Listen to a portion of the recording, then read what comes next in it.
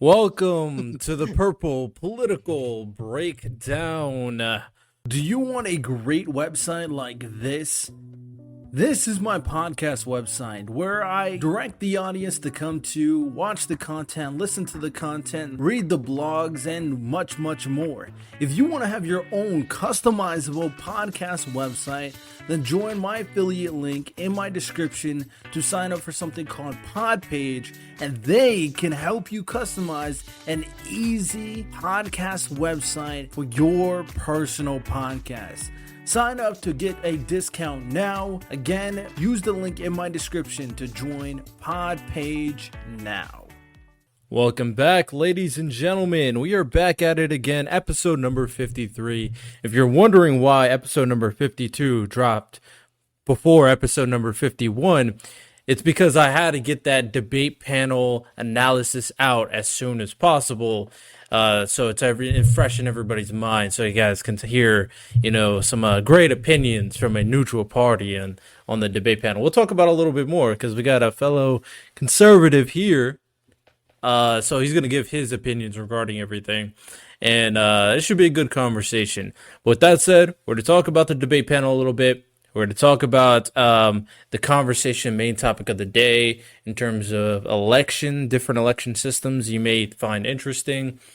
And I do want to say that moving forward, if you want to support the podcast, you can go to www.purplepoliticalbreakdown.com. You could also go to the Patreon, sign up for $1 tier to join the Discord, where I'm going to start having it where people on Mondays, when I do my episodes, people can join in the conversation. So if you want to be part of that to prove anybody here that's on my episodes wrong or right, feel free to join. A lot of y'all are opinionated, so I'm sure you'll be finding those conversations interesting. Or you can email for an exclusive episode with me, of course, on Thursdays, where we do our more 1v1 interview discussion-based episodes, of course. With that said, Jonathan, how you been, my guy? I have been doing spectacular, actually. It's been a good week. Yeah. So, how have you been? And I'm doing well. Some unfortunate news for the people who are listening. Paul may not be on the episode on the show for a while.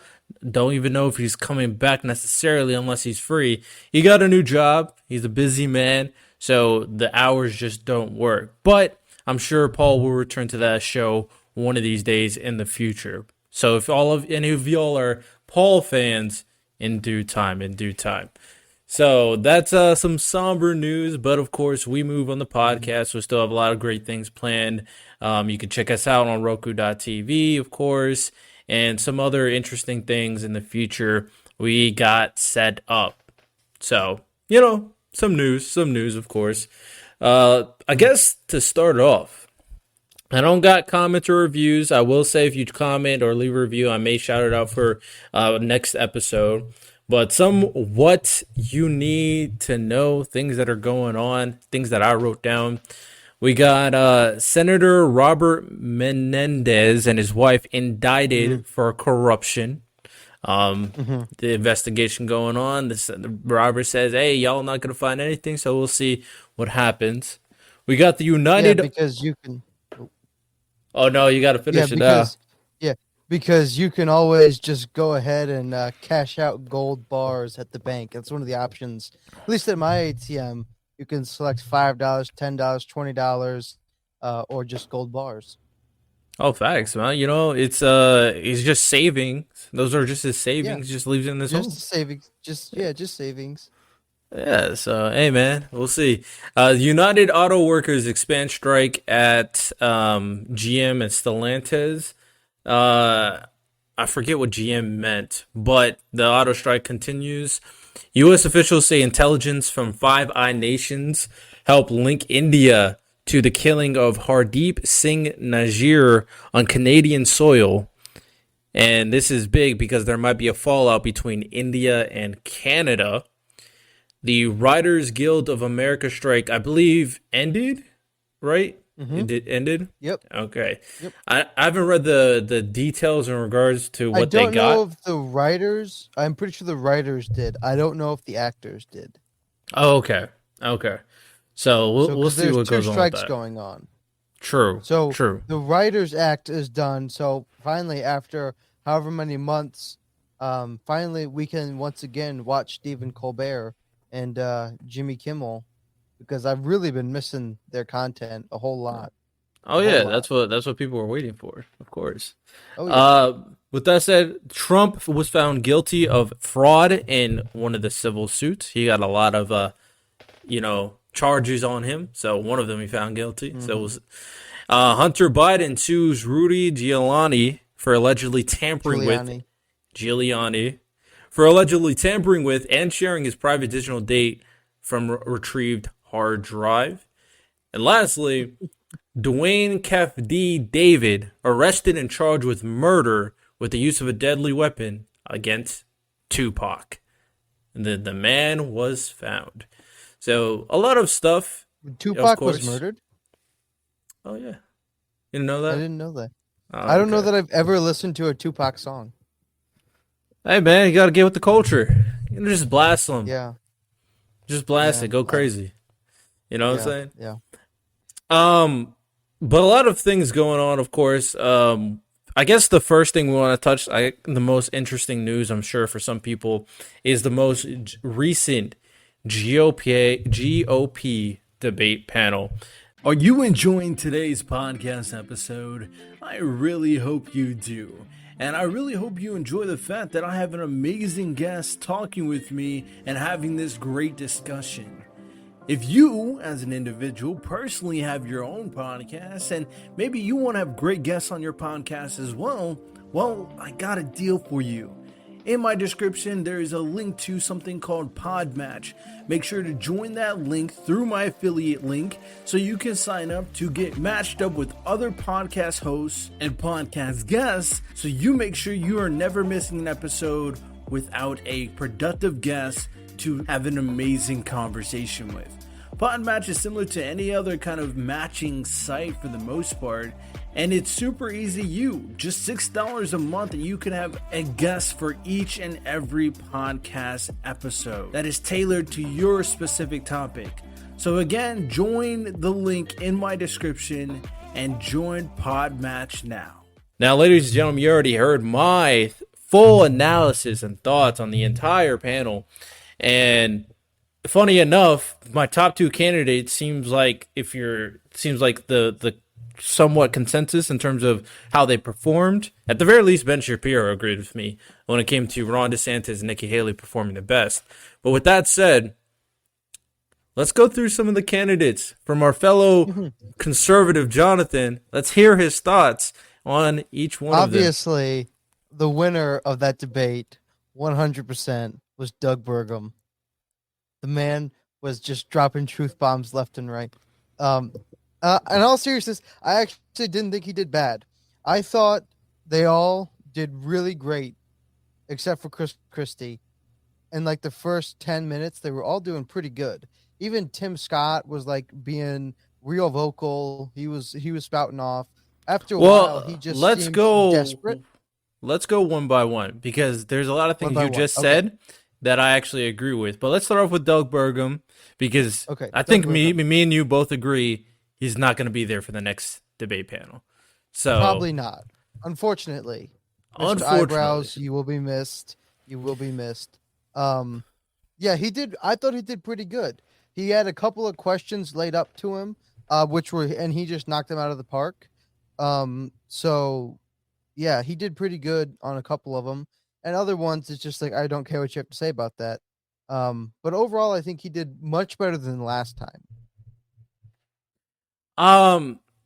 What was blatantly obvious to me for the Doug Burgum, and I've already said this before, but they did not give him a lot of chances to speak. Like, he was trying to speak. Well, yeah, it's because he's at like 1% in the polls. So I mean, I get that, but I don't think that's warranted. I don't really care about what your percentage is. They're all here.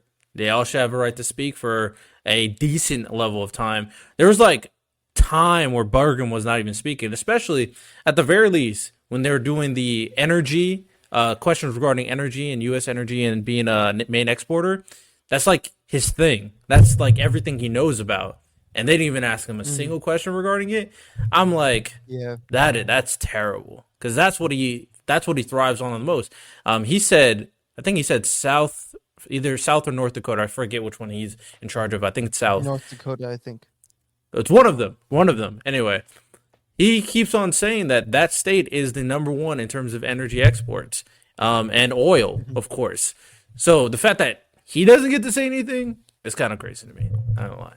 It's kind of crazy to me. Yeah. I agree. I can agree to that. I thought the moderators did a lot better this time, all things considered. But they could have. I think you're right in so far that they could have divvied out questions a little bit better. Yeah. I agree. So with that said, Bergam ended up, I don't think he performed the worst, but I think he's most likely due to getting eliminated, especially since I don't think he had a lot of speaking time as well. With that said, let's go to the next candidate, which I thought did, in my opinion, there's two candidates blaringly obvious to me that did the worst. And in my opinion, that is first person we want to talk about that you already mentioned, Chris Christie. So what are your thoughts about Chris Christie? Chris Christie, I couldn't hear what he was saying because he was breathing so hard into the microphone, and I thought he was going to crush his podium. But, yeah, no, he didn't say anything the whole night. You can just tell Chris Christie's only goal was to just try to drop in his zingers, and so he tried to do that as often. But none of them stood up. I thought he did a great job. The peak of his campaign will be forever when he called Vivek ChatGPT. Like he peaked at his campaign right then. And it's just downhill. I don't know if he'll be here for the next debate either. I don't know how it works. I don't know how much people they eliminate. If they eliminate more than one, well, I mean, it all depends on. It all depends on if they drop out of the race. I think. True, that's fair. Because they didn't eliminate Asa Hutchinson. Asa Hutchinson just dropped out. Oh, I didn't know that. As I understand, I'm pretty sure he dropped out. But I don't know if they uninvite people, because as long as you continue to meet all the metrics for their all their polling requirements, then you can come to the debates. I'm surprised Larry Elder wasn't here this time. He made that whole fuss. I still don't think he's making the metrics, unfortunately. I would love to see Larry Elder up there. It would be interesting, but with that said, Chris Christie, I agree. Like, he was just zingers, and he was just attack Donald Trump every chance I get. And I'm not a fan of Donald Trump either, but like, that can't be your whole talking point, just attacking Donald Trump. You got to say something, right? You got to say something. So yeah, Chris Christie, something of substance. Yeah, but the Donald Duck, hey man, I kind of like that line. You know, that was horrible. He was laying it up, bro. It's like, hey man, he's not here. He's never here. He doesn't want to get challenged. Epically cringe. It was like, I think it was Ben Shapiro who said it. But it's like that watching that last debate was like watching the original season of The Office, like the first American season, where it was just all cringe level 1,000. That was that whole debate. I gave him a point for it. Hey, I got you, Christy. I gave you a point for it. I kind of liked it. No. But yeah, overall, he didn't have much. The other person that I don't think did very well, in my opinion, was Mike Pence. I don't think he answered any question that was asked him. Like, he never answered us, especially the glaring one. And then I'm gonna hear your thoughts. The adamant refusal to address that DACA question was so obvious. The DACA question. Yes. So when they were talking about immigration, and the Latina moderator was asking Mike Pence, okay, we want to slow down immigration, but what about the people in the country who are part of DACA? So they're like first generation immigrants that are kids, and they're part of the DACA program that Mike Pence and Donald Trump wants to get rid of to kind of, help them adapt to society, being kids, first generation immigrants, right? Huh. And I don't remember that. Yeah, she asked him, okay, if you're getting rid of DACA, what is your other solution for the dreamers, for the kids? He did not Hmm, even touch the really? question. I remember what stood out to me that was real bad for him was when he kind of redirected about the Obamacare and then just said some other nonsense. And then the I think it was Dana came back and said, "Well, then is Obamacare here to stay?" And they just like because he had totally tried to shuffle the question away, and that's what I remember. One of his big blunders was. Yeah, I remember that too, where he just didn't answer the Obamacare question either. Um, Yeah. it was so obvious that he tried to do this thing where he was trying to, appeal to the people because he did that again with the LGBTQ question as well. When they asked him about LGBTQ and like being, violent committed on them, he didn't answer the question. Mhm. He said, "Oh yeah, I'm here for all the people." I'm like, bro, answer the question. Yeah, it's kind of like just a soft answer. It's not like a real substantive answer, but I would say he didn't dodge that question entirely. He just gave the skate by kind Yeah, of answer. That's just typical. yeah. Mike Pence got super low points I don't considering know. he I did don't that. know if he'll like. We all know. Everybody knows that Mike Pence is pretty much just there to save face and to what's the term to solidify his record. Because if he hadn't run again after everything in 2020 when he wouldn't certify the election, he's pretty much just there to kind of save his reputation. Yeah, I'm not mad at that. Okay, so with that said, let's go to the other person, which I do agree was kind of, salvaging for attention. And I was surprised that he was the fourth most popular. I was confident on the top three, but I was surprised Tim Scott was the fourth most popular candidate. And with that said, Tim Scott, I agree, started out very strong early on, but once he kept on saying, "Can you guys see me? Like, are you gonna let me Yeah. talk?" Like, it got very desperate. Yeah, very Yeah, desperate. he just looked desperate. Um, that's what I could say. I don't think he had very many substantive answers at all. I think he's trying to, he's sticking to his presupposition, but I just think it's a presupposition that's an error that he keeps saying like America's not in decline. It's like, yeah, it is. Like he keeps going back to that talking point that he thinks America is not in decline. And that didn't make sense. The other thing that I totally understood his sentiment, but it just seemed I don't know, it just seemed a little bit backwards when he gave his testimony like that he got discriminated against, but America's not racist. Um, I don't think America's racist either, but it was to me it was just a little bit of conflicting messaging. Like on one hand, you're going to say that America is racist because it was racist to you, but then America's not racist.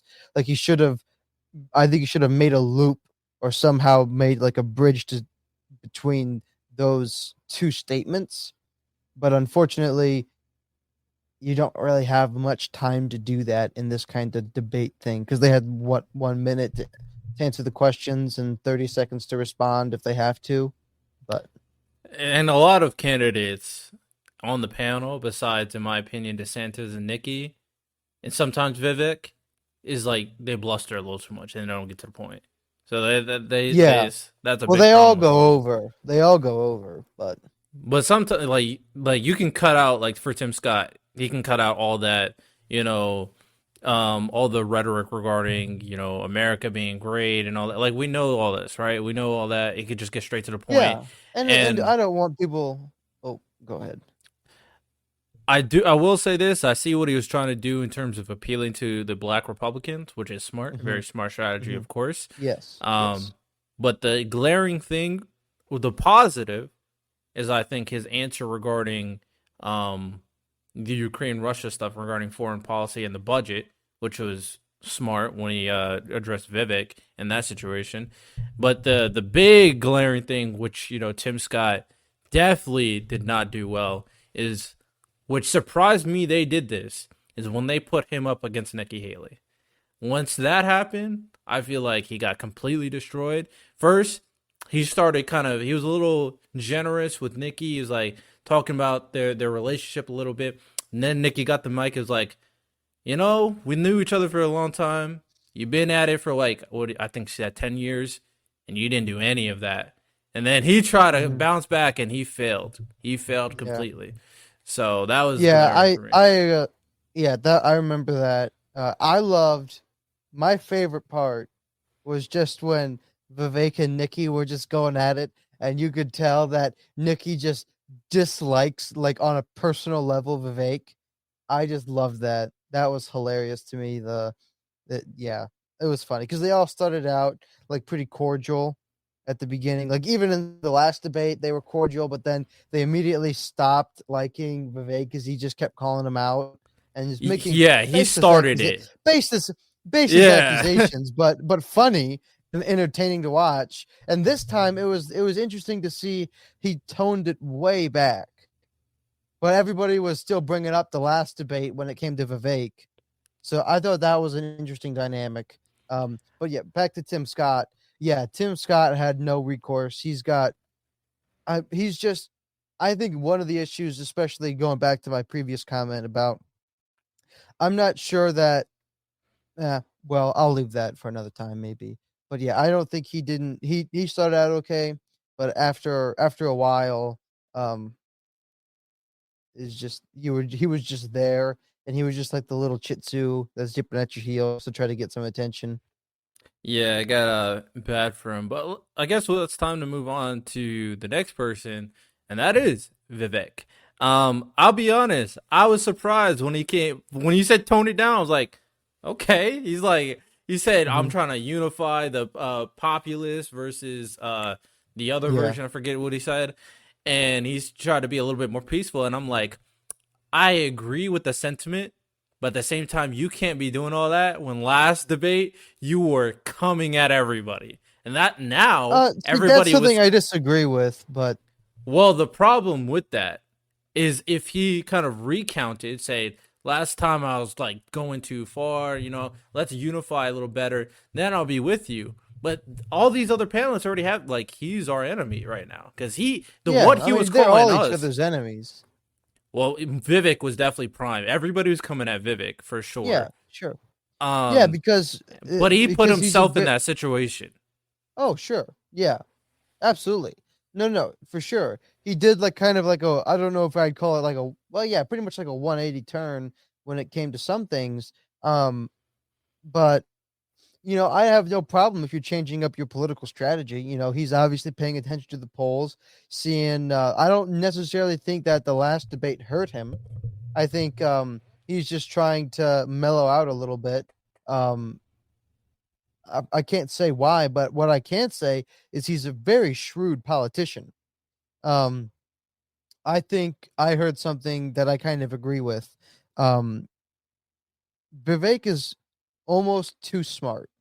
He's almost too smart, and this is why that Chat GPT accusation landed because he's super smart. He was top of his class, Yale Law School.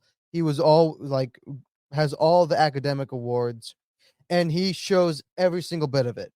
And so when he talks, he's saying so many big words and he's sounding so smart. And then he's dresses the way he dresses and he looks the way he looks and he has the cadence that he has, and it just comes off as smarmy politician. And I like the things that he says because I agree with the things that he says. There's two issues though. One, most people he kind of goes over their head, sounds too smart, seems like a politician, and so they associate like kind of dirty politician. And the other issue is, unfortunately, he just has zero record to back anything that he says up with, right? Because he makes these very bold, big statements, and he supplies his method of how he would do it, but he doesn't. We don't know if he would genuinely do it or not. So personally, I'm gonna be honest. I don't really agree. I don't think Vivek is showcasing that he's that smart. I think a lot of the thing regarding Vivek is the populism rhetoric that he toned down for this, but it's still there, obviously. I think for the most part, when it came to Vivek, especially in this panel, I would say he didn't like like get damaged much. Probably, maybe. I don't know. I'm still thinking about that because I did still have him as the third best performer. So I think he still Mhm. performed third best in my opinion. The Yeah, only it's because thing I everybody else just really did bad. But also true. I did think that he said some good things, especially when he talked about the unions. I thought that was what he said regarding the unions. I Mhm. agreed with. Yeah. Um, Yep. but what he said about natural born immigrants being citizens, I completely disagree with. I think that was a Hmm. terrible thing to say personally. So I don't even know how he plans to even get that passed in the United States. That's ridiculous. Yeah, So, it's unpopular, but I don't entirely disagree with his stance on that. I'm not saying that it would be the most efficacious for elections or anything like that, but there is, we had JJ Correll on, and he really laid out like immigration on all levels is, illegal immigration, but all immigration at some point needs to kind of slow down drastically because we are having an assimilation problem, and it is tearing across or tearing apart our country, because there's people who are in America that don't take pride in the American culture, and that's an issue. And we'll have to do something about that at some point. The natural born citizenship thing, uh, I think it's certainly a bold stance. But if you follow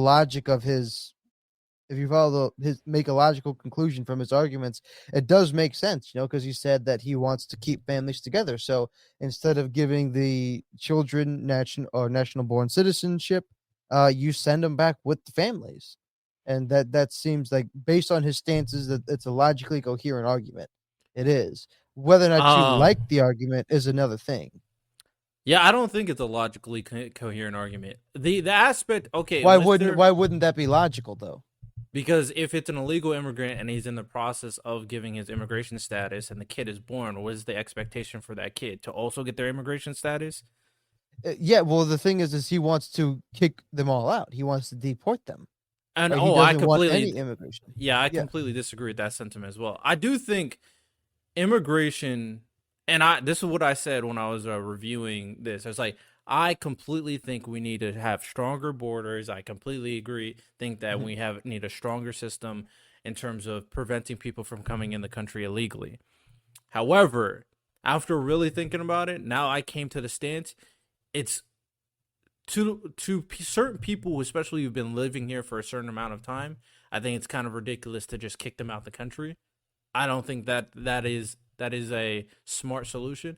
Plus, there's a little give and take you got to give because some of the Dems are going to go like, okay, stronger borders, but kicking people out of the country is not something we believe in. Oh So no, I agree. I agree about that. Yeah.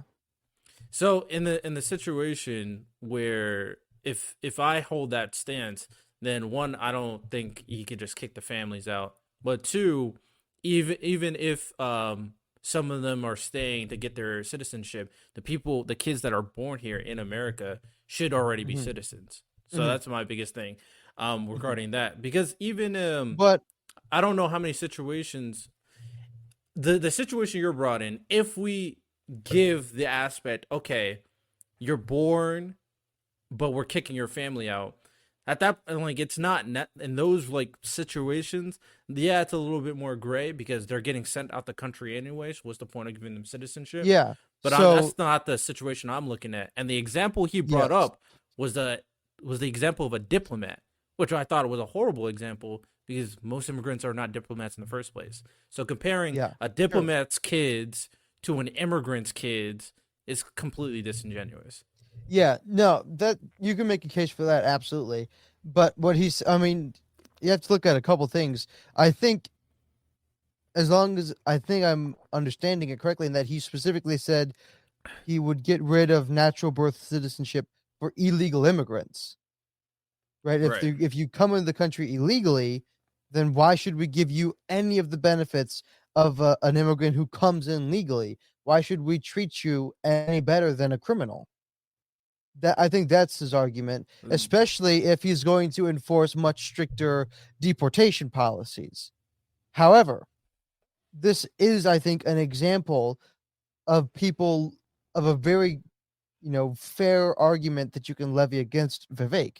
Is he says that, but how on earth is he going to get that done? Right? How is he going to Right. actually get that done? So he can. Then this is the thing. I think Ben Shapiro pointed this out, not particularly about this particular debate, but just in general. anymore, most people take, if you say something with enough conviction, they don't really care if you actually get it done anymore. Is they register it as if it's, oh well, it's going to happen because he said so. And if it doesn't happen, you could just once again bring that rhetoric back up, say, oh well, we're going to get it done. Like if you're True. Donald Trump, then Yes. if you're like Donald Trump, then you say, the Democrats, they wouldn't let me do it. I tried to, but they All couldn't. I right. couldn't do it. Yeah. But and so they're like, oh well, at least he wanted to. At least he wanted to do it. So I mean, we'll give him credit for that, right? And so I think that's kind of what Vivek is leaning on. Is he's sensing this, and most Americans do want less immigration. If you poll them using, good verbiage so that your questions are clear and concise and not confusing and murky, most Americans want significantly less immigration than we currently have. So he's hitting on a note that will resonate with people, especially the people of his base. But whether or not he's really going to get it done is really in contestation, and in dispute. So Yeah. Yeah, it was a crazy thing, and Tim Scott agreed to it too, which is also crazy for me. So, but with that said, I think overall Vivek performed pretty well. He definitely got, cooked a little bit. Nikki Haley was when she said everything that comes out of your mouth is idiotic. That kind of made me laugh, not gonna lie. Even though I was like, hey, Vivek's not doing that bad. It's no, mostly that's one and of the things that I. Oh, sorry. Go ahead. I mean, I can see where you're coming from, but for the most part, he is pretty smart. But anytime he talks about international politics, I just like, what are you talking about? And that's my biggest thing.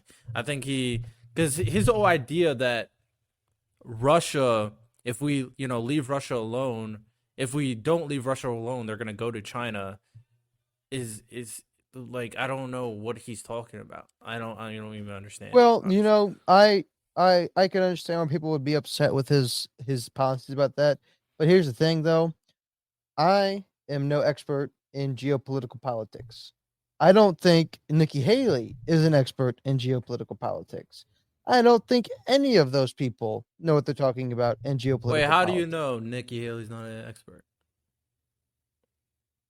I make an assumption, to be fair, but I don't think she is any more intelligent about the subject than is any of the other candidates, is what I'm saying.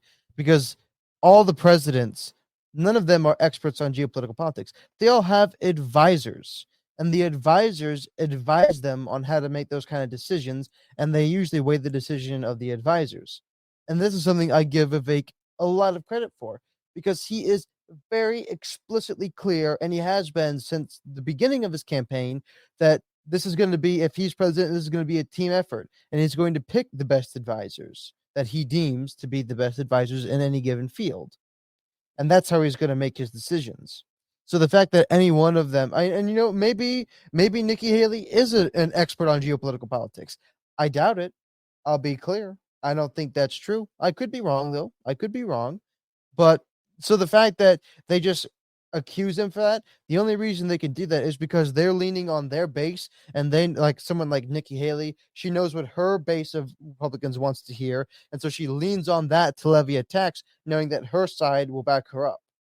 And No, Vivek, I think, is just shooting from the hips. I just think Vivek doesn't know what he's talking about. Because like every time I think Vivek, because even when he mentioned the America giving money to Ukraine, he didn't know what he's talking about. He had to get corrected regarding that. When he talks about the Tim Scott corrected him regarding the loan situation, because they said okay, and then yeah, Vivek but we're not said, getting that money back, though. we're getting He it from is the right. UN. Tim Scott said, Yeah, but we're not getting that. And now Yeah, we're but not we're getting not it from getting the that money back. Ukraine. No, Yeah, but Vivek's, what I'm saying, what we're saying is, I don't care that Tim Scott said that it was a loan. We're not getting that money back. that's You an might, assumption. it might be, That's an it assumption. might be, it might That's be an assumption. quantified as a loan, but we ain't getting that money back. We'll see. I'm not gonna make a strong claim like that until we see what happens regarding the Ukraine-Russia situation. But Vivek's assumption is that we just gave the money to Ukraine. So that was his assumption, which wasn't true. Which, yeah, effectively we did, though. Like I said, In reality, we it's like, didn't though. It's like okay, So here's something. You're giving a little too much leeway to Vivek, honestly, by things he said, because he said literally, if he would have said, we gave him a loan, but we're not really. If he said what you said, then I'll be with you. But that's not what he said. He just thought we were just giving money to Ukraine, which isn't true. I mean, we don't really know what he thought though, and I know We it went sounds by like I'm what he defending. said. I'm just going by what I he know. said. Yeah, fair enough. Fair enough. All We'll right, leave it at that. I get it, man. You know, Vivek's the new guy on the block. I get it. Like I said, I did like some of the things that Vivek did say up there. Yeah. Well, you about to say Here's- something? Here's the thing, though. We all know that none of those people are going to be the nominee. So there's also that. Yeah, this is definitely setting them up for future elections and Or VP Senate seats. Senate seats, vice president. I think a lot of us was like, "Hey, yeah, he's gonna choose Vivek because Vivek's the only one who likes him, and Vivek is popular too, so give it to him." But someone did say something interesting when I was streaming. What if Nikki Haley became the VP? And I was like, she doesn't like him, but I can see her doing it because it's a smart move for her. And You know who else didn't like her president? Kamala. Kamala Harris. Exactly. Yeah, That's she why I'm like, accused him of rape. So, yeah. And then it's like, all right, let's do it. Whereas she would be a horrible, never Kamala, never Kamala. But that's what I was thinking. Like, if Trump is smart, I say you get Nikki because I still think Nikki's the best person to go up against Biden, and I stand by that. But with that said, let's talk about DeSantis and Nikki real quick. The top two performers from the candidacy, I would say DeSantis way better performance than the first one. Oh, much way better. And he said a lot of things. Some things I didn't agree with. Some things I was like, oh, yeah, smart. I could see why Republicans are gonna like this, of course. So what you think about DeSantis? I thought he did great. I thought his one accusation that he did not the first time he because when everybody started, everybody had to say something about Trump. But I thought the second time, which was near the end, I Right. don't remember the particulars, but I do remember he gave a great attack, and he hit all the corners. You know, he hit his base. He threw an attack at Trump and then brought it back around to Biden. And that particular answer was one of his best moments, best answer. I want to say, what was it about? That's funny that I thought I remember it being great, but I don't remember any of the particulars. So I guess I'll just leave it at that. But I just remember it being one of the best answers of the night. Yeah, I don't really remember. I would say his best thing that he said that obviously stood out, which was like, I felt like it was a general statement, but because DeSantis was the most vocal and the most willing to like say something, which was smart on him, is when the moderators try to do some total drama island stuff at the end of the debate panel with the boards and everything. It's like, who you want to kick off the island? I was like, I can't believe they're doing this. And DeSantis was smart enough, bold enough to say, no, we're not doing this. None of us are doing this. We're not gonna do this. And I was like, Chris Christie already had his answer written down. There's no way he had Trump on that board. He lied. He had someone else's name on that board. Guaranteed. Maybe. I don't know. I think, so I'm going to bring it back to what we were both just saying. Do you remember, like, roughly the answer that I'm talking about? What do you know what the question it connected to? I wanted to say it was something about the economy, or I remember what it was. It was, once again, it was the pro-life thing. When they, that's what it was. It was when they were asked about abortion and all of that, and he levied an attack at the fact that Donald Trump was blaming pro-life advocates for some of the issues that have been going on in states losing pro-life things. And he tried to, even though he could point back and say that he got Roe v. Wade overturned, he said that it was a horrible thing what Ron DeSantis did in Florida, passing the abortion ban that he did. And he brought it back and tied it into Trump blaming pro-life advocates for bad poll numbers, the fact that Republicans might not win in certain states because pro-lifers are too extreme. Right. And even though he's the one that got return all that stuff. So he levied that attack at Donald Trump and then brought it back expertly to what the Democrats want to do with, late term abortions, even up to birth. Some of them, like, and bills that have been going through California and even proposed bills in the Senate. And so he did that kind of trifecta attack, pointed to what he did, and it was a very good answer. It was a very good answer. Yeah, that's one of those things that I saw that a lot of pro-life Republicans would like that answer. And I was like, okay, I'll give you credit. It's like I could definitely understand that was a good answer for sure. I don't really think he had any bad answer from everything. He actually answered the questions this time. He was addressing them based off his point of view.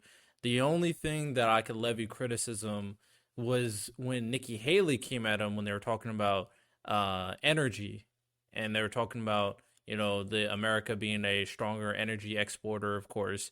And one thing that she said about him is that you were against, you're not totally bought in. You were against fracking. You were against offshore drilling. And he said, oh, that's a lie. So I was like, I'm going to have to look it up. And I looked it up, and he was against both of those things. So he lied in that situation. So that was the only that's one of the things I criticism. heard, but I had no idea if that was true or not. So Yeah, he is against fracking, and did he actually shut down all the stuff though, or was he just running as anti-fracking? I'm not really sure. The one thing that I saw is that he went to the energy board specifically to go against fracking.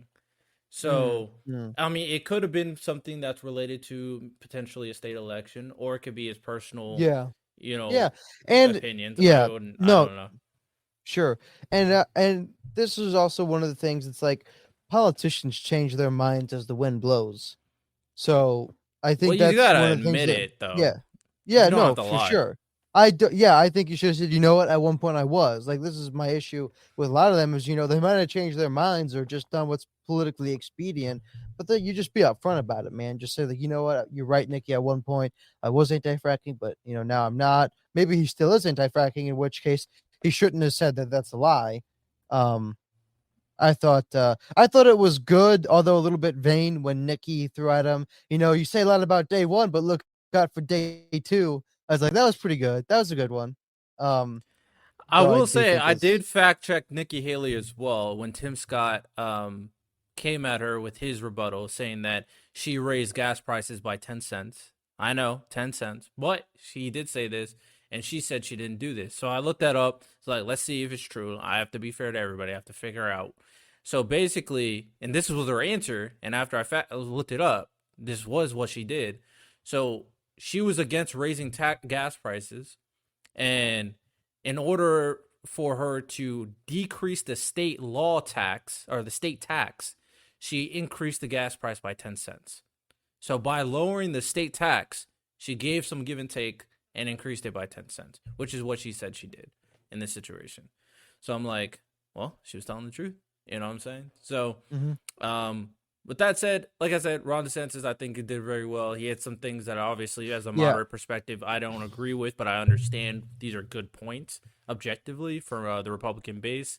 So, nothing else to really say about that. I think one of the things, and this is what I was going to say when I was bringing it back before I actually remembered, is a lot of his answers. They're like, oh, those are good answers. What were they about? I don't really remember. And that's like the story of his campaign. Is like, oh, he gives really good answers, but I don't remember anything about him. Like he's literally good just a point. living embodiment of good policy. It's like, he seems to have a lot of good policy. A lot of his policies have been really working well in Florida. He seems to be really effective, but what does he talk about? I don't remember. Because, like, at least what you can say about Vivek is maybe his answers are the best, but damn if you don't know what he's talking about because he says some crazy crap about it. And so you always remember what he's talking. And that's two completely different strategies. And, Vivek's been rocketing up in the polls, and DeSantis has kind of just been blithering at the same percentage the whole time. True. Last person, of course, is Nikki Haley. I personally thought that Nikki Haley performed the best. After seeing like what people's opinions are, the only opinion against Nikki Haley that I saw that was negative was she was a bully, and I laughed when I saw that see people saying that she was a bully when they support Donald Trump. I laughed. So with that said, I think Nikki Haley was much more aggressive this time, as she's playing the politics game where she's like, okay, let me show you how disqualified these people are. She schooled Tim Scott. She's the only person I think can actually go 1-to-1 against Vivek. I don't think Vivek could go 1-to-1 against her. I think he kills everybody else though, and that's what I think. And then she said the thing about DeSantis. Well, if she's going 1-to-1 with Vivek, then Vivek is also going 1-to-1 with her. Otherwise, it'd be 2-to-1 or like 1.5-to-1. Well, if they went up against each other, I would have Nikki destroying Vivek. Well, the reason, I don't entirely disagree, and this is the reason why I wouldn't entirely disagree, is because the one strongest accusation against Vivek is he has no policy, no record to stand on. At least Nikki Haley, who seems to be a good rhetorician, can at least point back like, well, at least I did something. What did you do, Vivek? And he can point back to his businesses, but that's about it. And his businesses are obviously very successful. I will say this, that with that said, the only reason why I have Nikki Haley is because she can address points that I believe.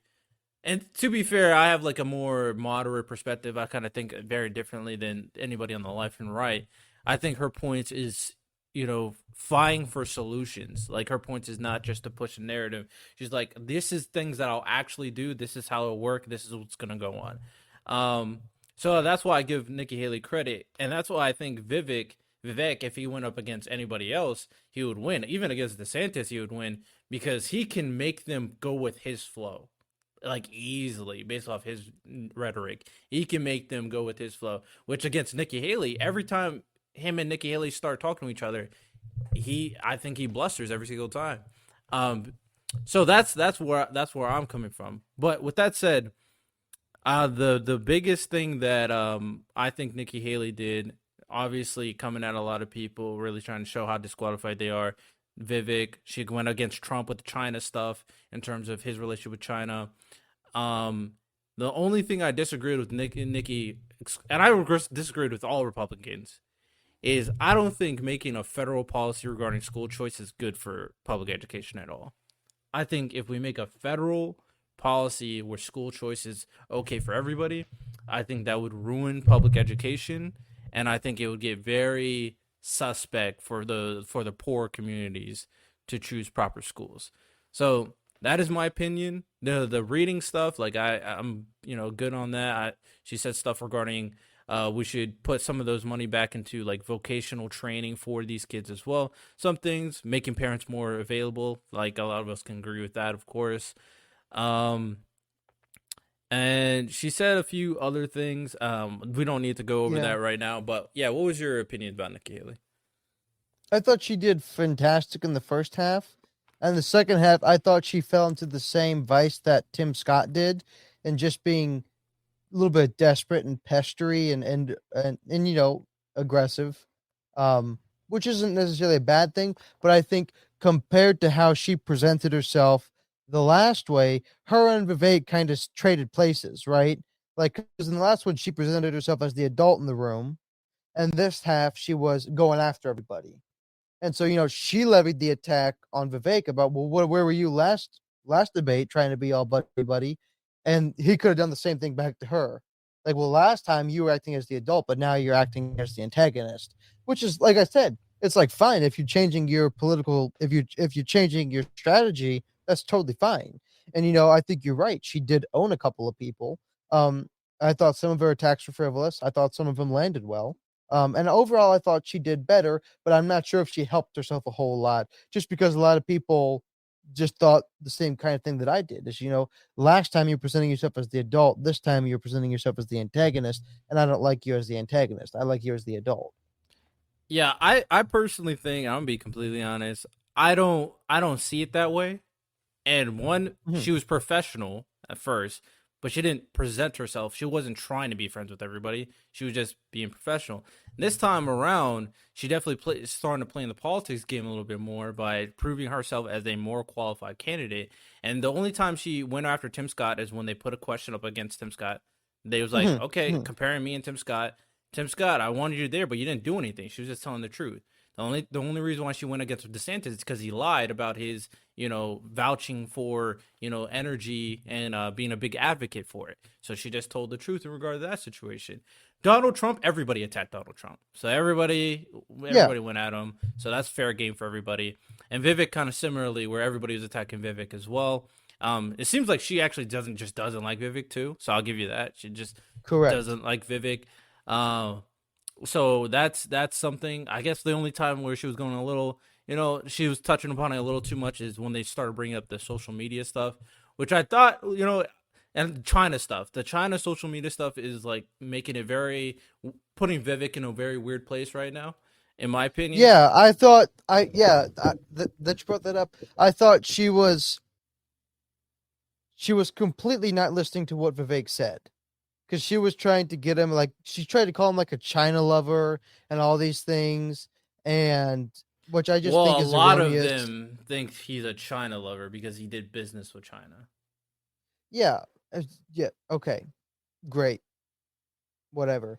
But when she tried to levy his attacks at the social media stuff, he was very precise in what he said. And you know who else is young? Like 24-year-olds, like 18-year-olds are young. He's catering to the young people. He's getting on the apps and yeah, to reach them because unfortunately that's what you have to do to reach young people. You can say all you want if you want to be ineffective that oh well I'm not going to use TikTok because I want to be because I don't want to be with TikTok. I don't particularly like TikTok. I don't spend time on TikTok, but I post my clips on TikTok too because there's a lot of people and I want to reach those people and I need to reach those people if I'm running a political campaign. So the fact that she's standing on like hollowed sacred ground because she doesn't like TikTok, it's like whatever, lady. Well, the problem is that Vivek made a whole spiel about banning TikTok for teens, right? So he For started teens, he yes. started the claim, but at the same time he's using this platform that a lot of the rhetoric on the panel is anti-China. We don't want to work with China. Even Vivek goes like the number one enemy in America is China, but he does Hmm. business dealings with China and he uses TikTok, which is, a lot of Republicans think that they're getting a lot of our information. Not only that, Yeah, the video he did it with Jake Paul. And Jake Paul has a lot of kid fans, a lot of teen fans. So he's exclusively getting a lot of interaction because he knew Jake Paul's fans, who they are. And by yeah, working with him, he knew he was going to get their views as well. correct. Yeah. And that's the bear of the issue that people don't want to like take time to think through. It's like, well, firstly, it's not banned yet. Secondly, two things can be true at once. The fact and it's kind of like a rock and a hard place. Like, they are using it. I need access to them, so I'm going to get access to them. However, firstly, who cares? Because teens don't vote, right? You got to be at least 18 to vote. And 18-year-olds are teens, but I'm pretty sure he said up to 16. Young adults, or he said like young kids up to 16, and they can't vote anyways. But yeah, you can take away that for them. That's fine because the audience he's trying to reach is 18-year-olds and above. And you could say that, you don't think that TikTok should be allowed, but right now it is allowed. And if you cut that portion of your voter block off, you're just cutting that portion of your voter block off. Why am I not going to try to appeal to them if you can? Or if you can, why would you not? This is See, why he's one of the most dynamic um candidates right now because he's trying all the things and he's going all the places and he's doing all the shows and doing all the talks and interacting with all the people.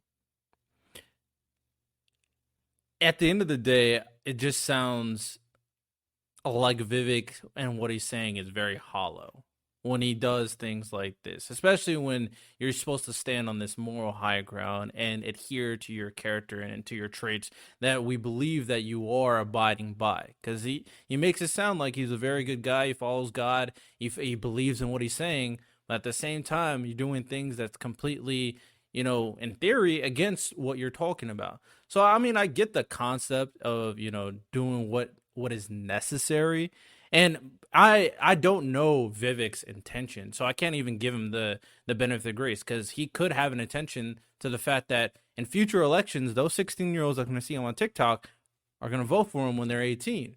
So especially Yeah. when he wants to become a candidate in the future. So his intentions Mm-hmm. could be as hypocritical as it looks like from the outside. Or his Could intentions be. could be not as, where it's like, I'm purely trying, I'm not even, maybe I made a mistake thinking that teens are going to see it, but I'm purely trying to look at young adults. I don't really know. Yeah, So I don't disagree with that at all. I think, and that's what I said. Like, he's obviously a very smart guy, but unfortunately, he comes like because here's the thing, right? Donald Trump is also an extremely intelligent man, right? right. He has started many, many, many, many multi-billion-dollar businesses, but he doesn't like you wouldn't think he doesn't seem like he's a smarmy political machine. And Vivek is a political machine and animal. And unfortunately, he seems like one too. And that's not doing him any favors. So I agree. He seems hollow because he keeps changing so often and then tries to deny the fact that he's been changing his opinions.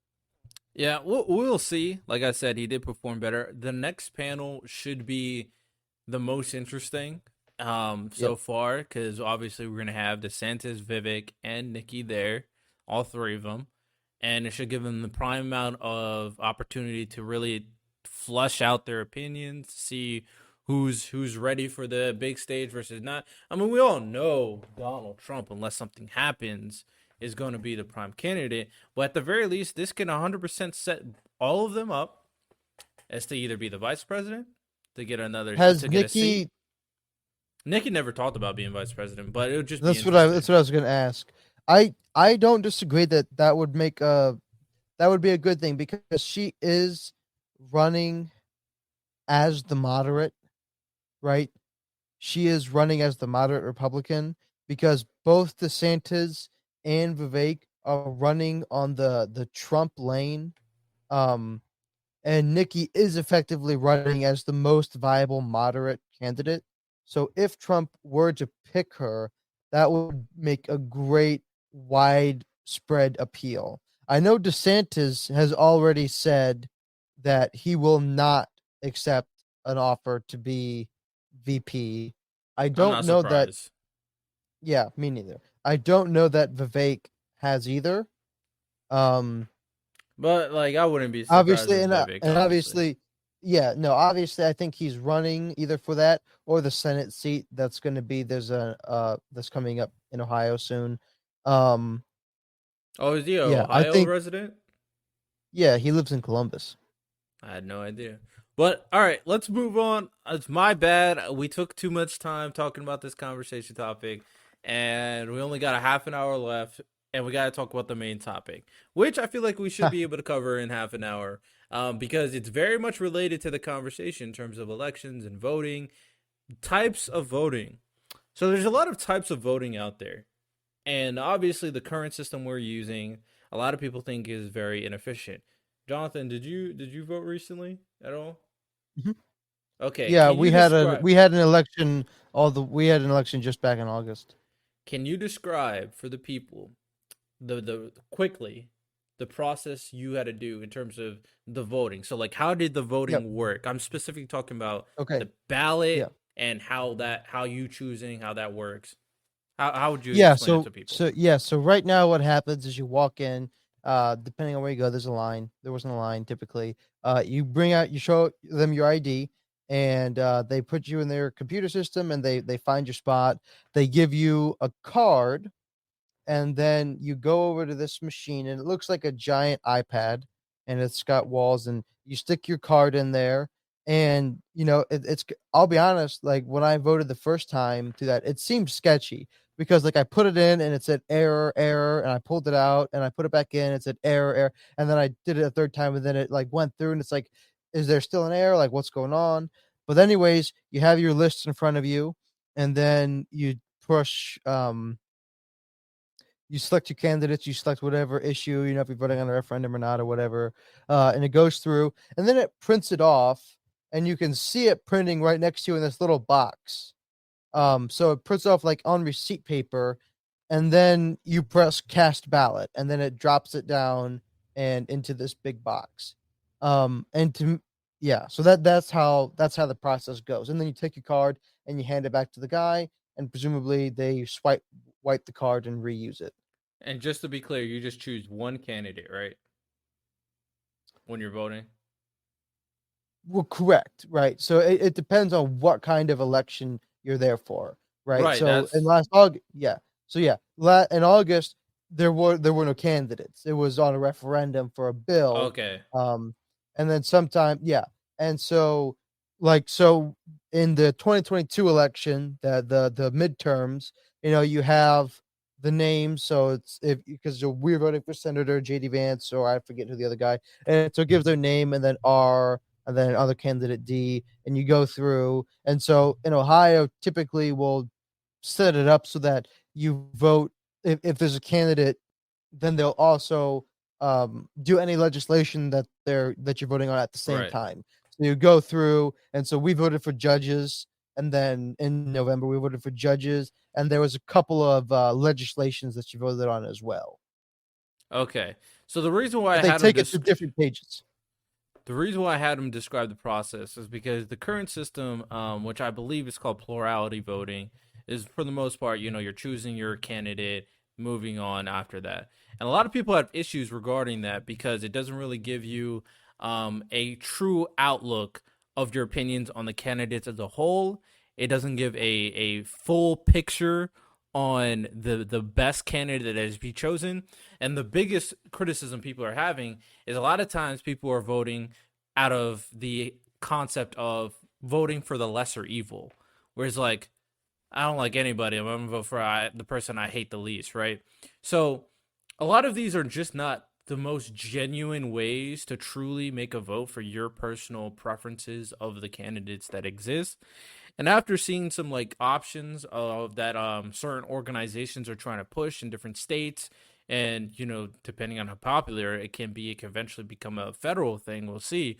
But here are some different options of different types of voting, and we'll go through them one by one, of course. So the first one is called approval voting. So what approval voting is you have your list of candidates, and let's say you have 5 candidates that exist. The difference between the current system and this system is you can check mark all the people you approve of. So basically it's like, okay, I approve of this candidate. I don't mind him becoming president, senator, or whatever. So you could do this with multiple people. So it's not forcing you to pick one individual. You choose a multitude of people that you approve of. If you don't approve them, you just leave it blank, and then you send it in, and the winner is the one who has the most support. Very simple. They just add up who has the most approval. They're the ones who get selected. So that's the first one, approval rated, the simplest option. And this is a popular option to for that people organizations are pushing because it's the simplest to understand and simplest to implement. But there are other ones that are a little bit more concrete and complicated, but are much more dynamic in terms of what it provides. So what do you think about approval voting, John? I think that that could work, but it would have large ramifications on how the primary system works, right? Because we only have one Republican candidate. So you'd essentially have to get rid of primaries or allow, several primary winners. That'd be the issue that I see. Unless this is talking specifically, you do this sort of thing specifically for the primaries, right? That's how you decide your primary candidate. I think that would be Right. effective.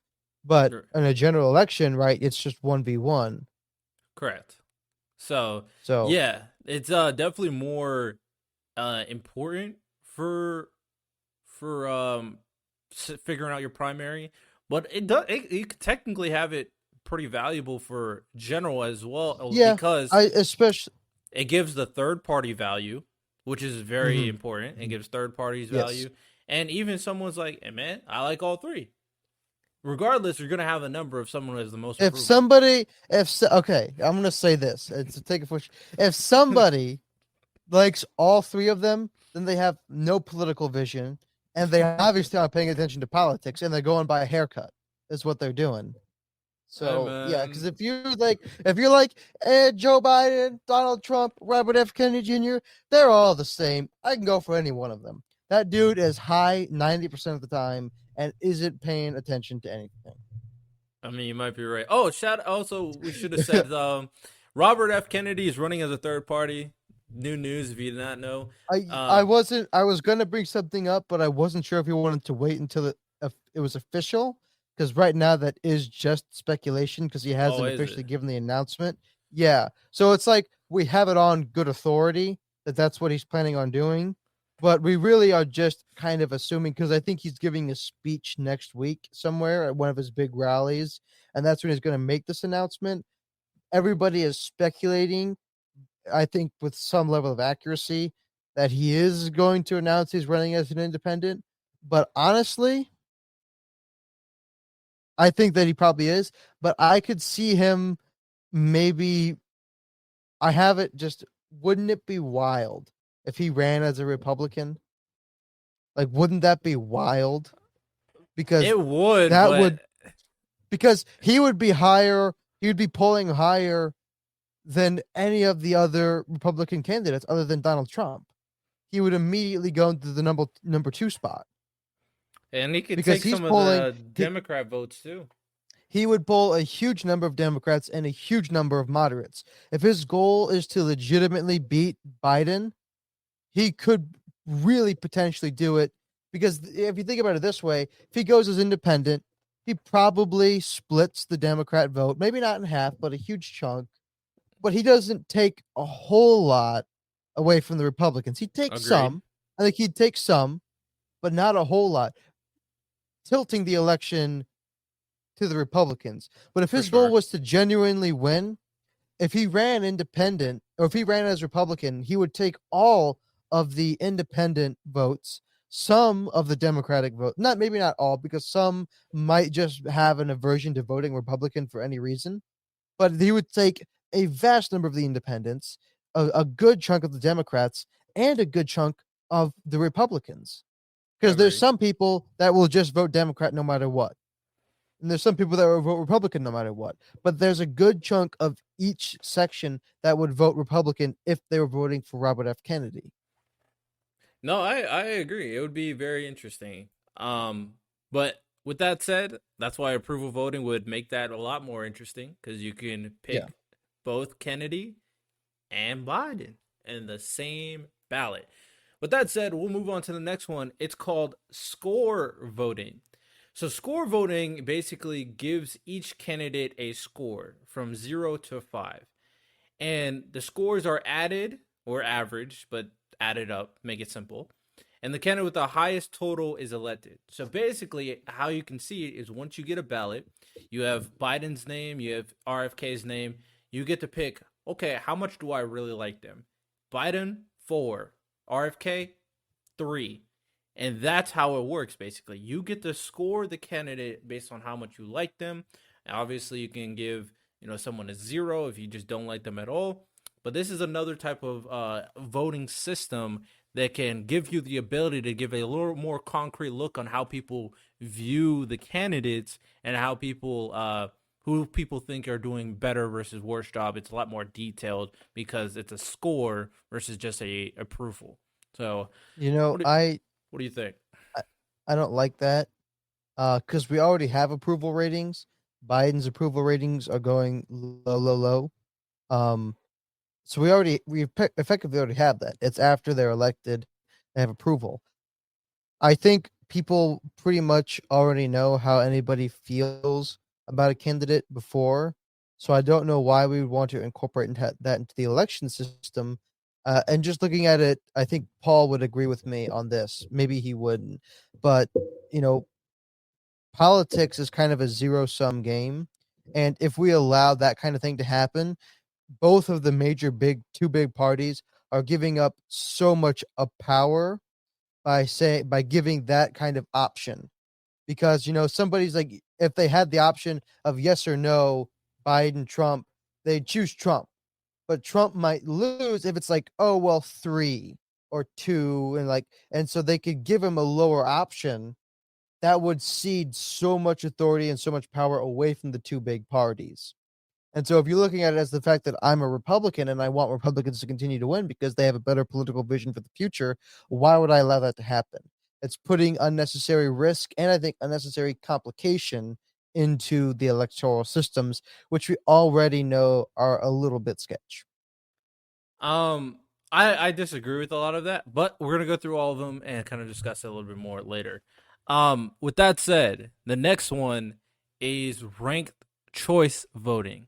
So different from score voting, how this one works is all the candidates are there on the panel, are on the ballot, and you rank them from best to worst. So you would have Donald Trump number one if you wanted to, and you can have Nikki Haley number five, and then everybody else in between. Now keep in mind you can't put some people in the same rank. You can't leave anything blank, or your vote is your ballot is null and void, and it doesn't count. You have to rank everybody with 1 through 5 based on the individuals there, and the candidate who has the most first place votes, they only pass if they have the majority of the votes. If they do not, they will eliminate the last place and do it again until they can find that candidate with the first place votes with the majority. So that I is think that would ranked choice be voting. I think that would be excellent for a primary. I think that would be excellent for a primary. I like that. Because it has a good resolution at the end. You know, if you can't come to terms, last place gets removed, and then you do it again. I like that actually. All right.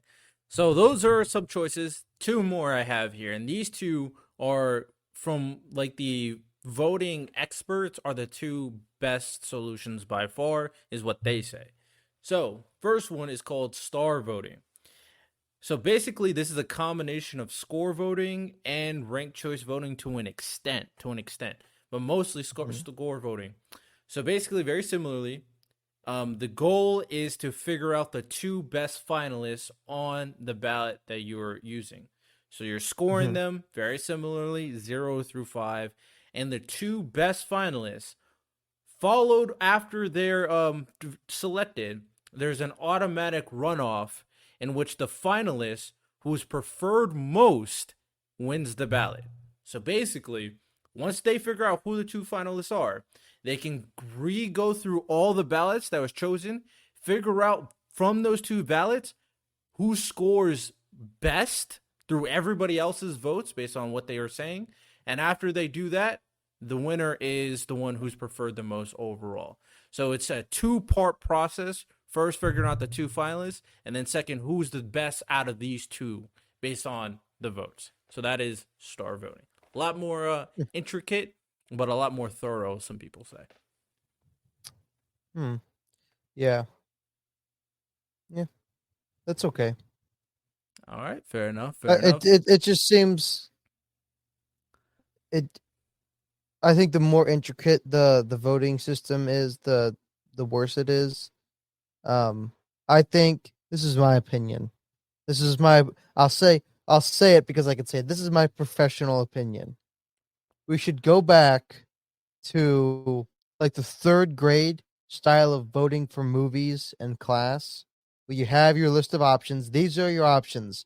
Write the name on the piece of paper, put the piece of paper in the empty box, and then we count the names, and that's who wins. Um, yeah, no, it's not that way. Uh, but with that said, let's talk about the final one. It's called ranked robin. Like I said, these are the two most popular. This is the other ranked version that's the most popular. So basically, how this works is very similarly, you rank the candidates 1 through 5.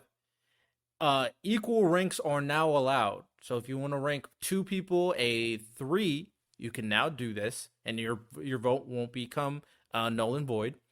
Candidates left blanked are ranked last. So if you want to leave someone blank, they're just automatically last. So again, your vote is not null and void. And candidates are compared in a one-on-one matchup. A candidate wins a matchup if they are ranked higher than their opponent by more voters. Whoever wins the most matchups is elected. So it's a lot more Hmm. specific. So in terms of figuring out who's the best candidate than ranked choice voting. It takes away the problem that a lot of people's voting ballots will go in the trash because it allows a lot more leeway to kind of be a little more creative, or not creative, but if you Indecisive. or indecisive, or you have a little bit more nuance where you think two candidates are on the same level. Now you can relay your opinion properly. So this is ranked robin. What do you think? I think that's good. I think that's okay. I wouldn't prefer it. I don't have an issue with the style of our voting, whatever you call it. I don't have a huge issue with it. I can understand some frustrations, especially people who are in those moderate lanes that a lot of times don't have a candidate that represents them. But I don't know that that's a method of voting issue as opposed to a two-party system issue.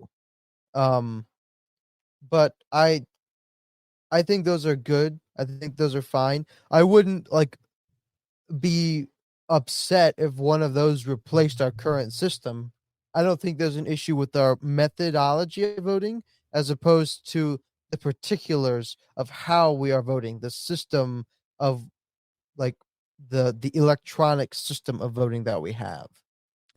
Yeah, so I don't agree. Obviously, it's gonna take away a lot of in terms of the technology aspect, it's gonna need to become more efficient as time goes by, and needs to be checked a lot of properly.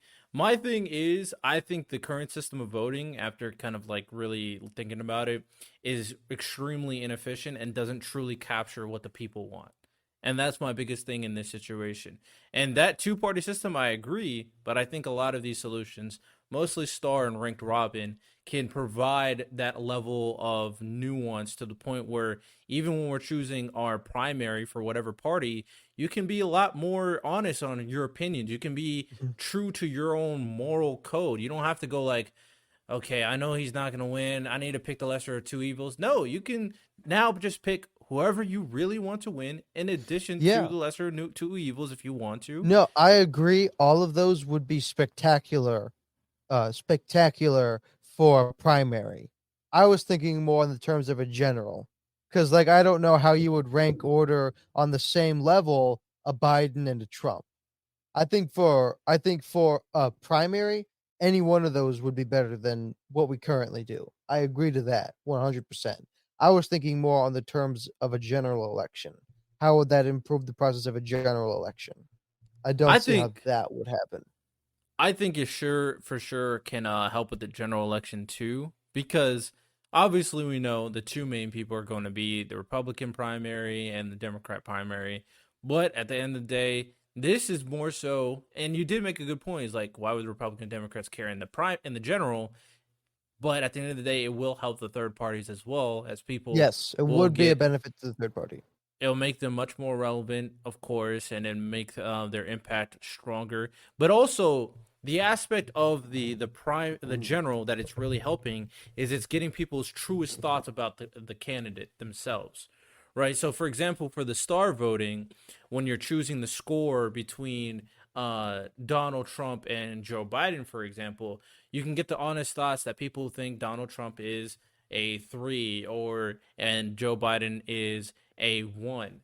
So it gives a data driven understanding on the Yeah. voters decision on choosing the candidate, which obviously more data is better to adhere to the voters themselves. So I do think I like we're both in agreement. It'll be great for the primary, so we can figure out who they really want as the primary candidate.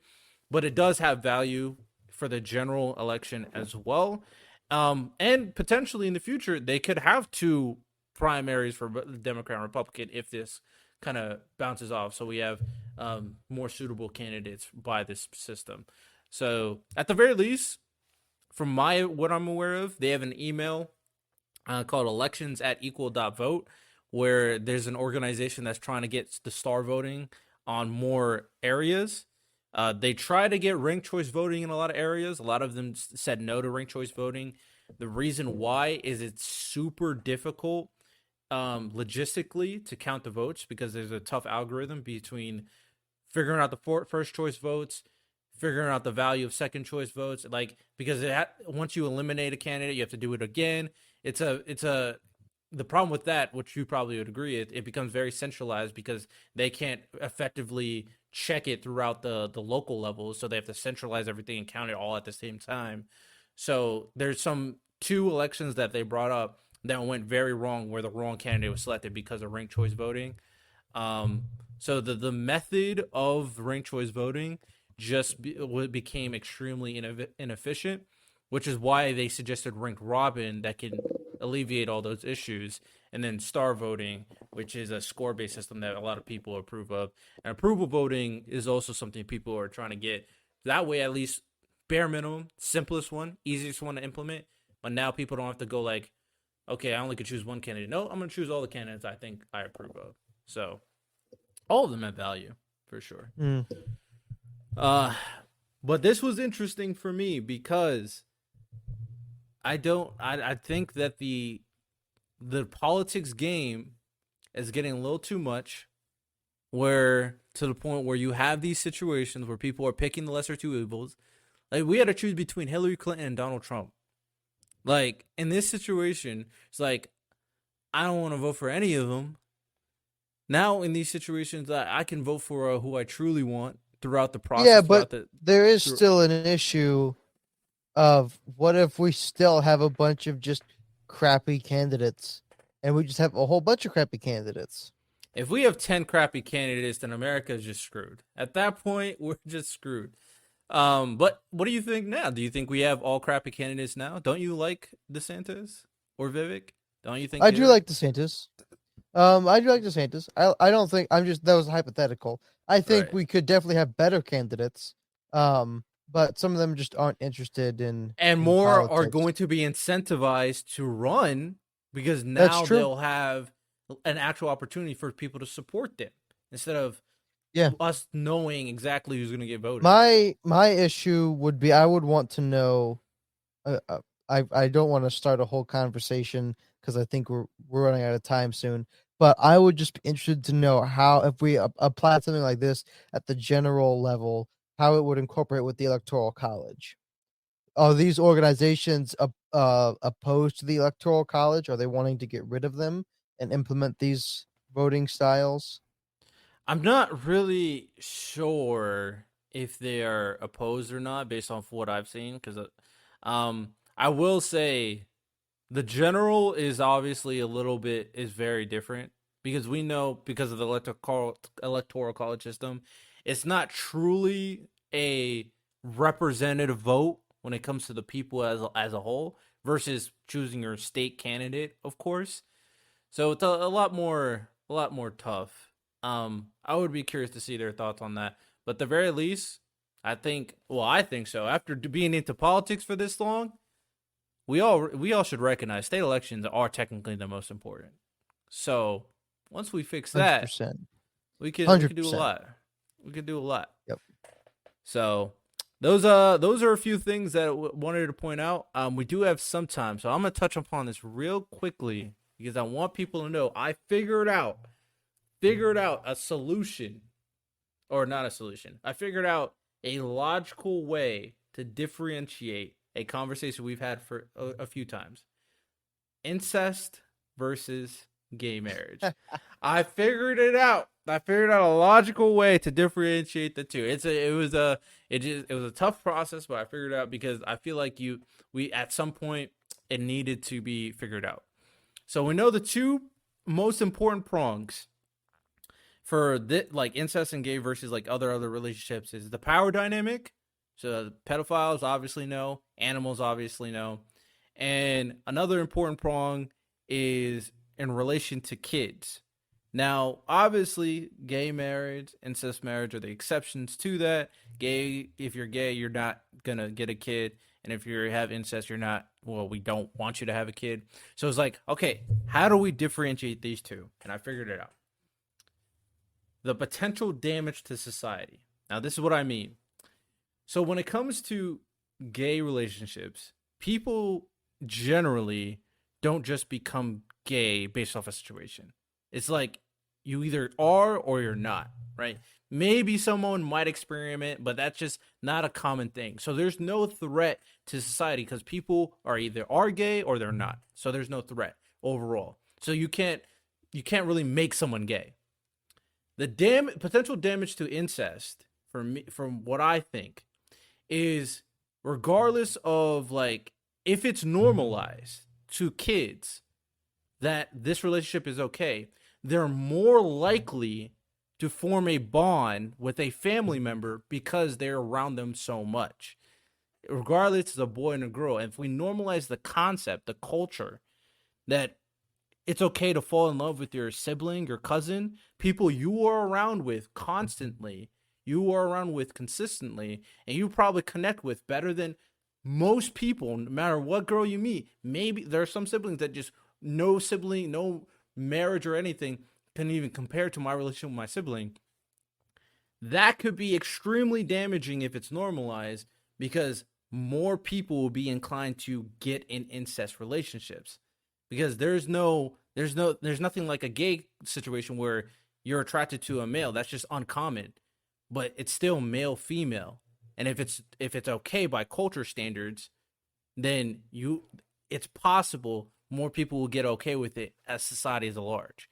So that is my logic behind why incest wouldn't work versus gay couples wouldn't work because of the potential damage to society. Gay relationships, I don't think will ever destroy society. Incest relationships, if it's normalized, I think will 100% destroy society. So that is what I came up with. Well, I'm glad that you came to that conclusion that I very much disagree with, but Well, because okay, I won't go down there. I'll go down that route. I disagree. I will admit this. I understand your logic, but I disagree on a couple of fundamental points. Because I just disagree with the axioms, and everybody probably knows what those are. Yeah, I think I know If you don't know what my axioms are, then you should listen to my podcast, the Classic Life Podcast. Then you'll quickly figure out what those are, and then you'll realize why I disagree with Riddell. But going off of your presuppositions, that would be a logical conclusion. I'll give you that much. All right. If you know, you know. If you don't know, I'm not explaining. I'm not putting Jonathan in fire. You go listen to his podcast, and then you can. I'll say it, but I think we're running low on time. Like I got no problem saying it, but well, at the very least, you understand my logic. The logic makes sense. So now I've officially destroyed the conversation between incest and gay marriage. I have saved the gay community from being compared to incest ever again. And the reason why I came up with the solution is I was watching the anti-Muslim versus Muslim Jubilee video, right? Oh. And they were talking about the Quran. And they were talking about a few things. And one of the questions was about gay marriage and what does Quran think about gay marriage. And one of the people who are Muslim, who are for the Quran, the first question he asks, what is the difference between incest? That is the first question someone asks to try to tear apart why it's okay to be gay.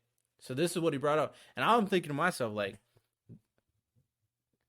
I need to tear apart this conversation. I need to figure out a way I can logically break apart this question so that we can understand that they are not the same thing.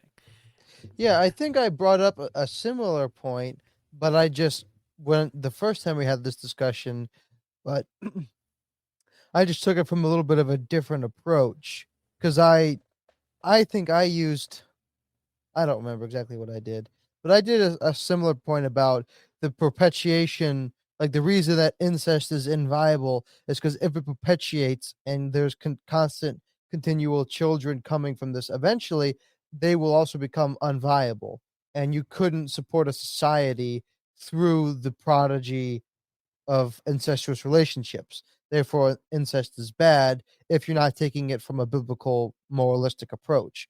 That's a strictly biological approach of looking at why incest would be bad. But then you can make that same argument, obviously, for homosexuals, as they also they don't make any prodigy. Right. But man, LGBTQ, I deserve a stamp. You can use my argument, and anytime these dudes bring up incest, just use my argument. I got you. You know, man. You might go to hell still, but I got you. No, his words, not mine. With that said, I do hope you guys enjoyed today's episode. Of course, it was very valuable to get another opinion regarding the GOP debate. So I hope you guys enjoyed that, especially if you disagree with my opinions. And I hope you guys gained a lot from the different options we've had in terms of voting. In my opinion, I think these are all way better than what we have now. And I would be a strong advocate for either star voting or ranked robin, either one. That way we can have a lot more nuanced voting. It could be much more interesting. But the biggest part is voter participation. So if there's a system that you like, Absolutely. be an advocate for that. It's like, I hate the way we vote now. Well, there's a lot of solutions. So there's ways to get involved, and we put them in place so that way you're not restrained to the politics game. So I hope you guys enjoyed. Participate in elections. Support the channel. Go to www.purplepoliticalbreakdown.com. Tune in every Monday and Thursday, 8 a.m. EST. Listen to us at Apple Podcasts, Spotify, and all the other podcast platforms. You have a good one. Take care and peace. Well, check it out, y'all. We got what you need. We're all living in apartments, condos, vans. Well, dude, even you can have a studio in a box. Yes, we can help you with that right here at Blind Knowledge. We work on your budget, and we figure out your measurements. We'll get you the best sound for the best price. Let me know, 877-237-1143 or at blindknowledge.com. Yep.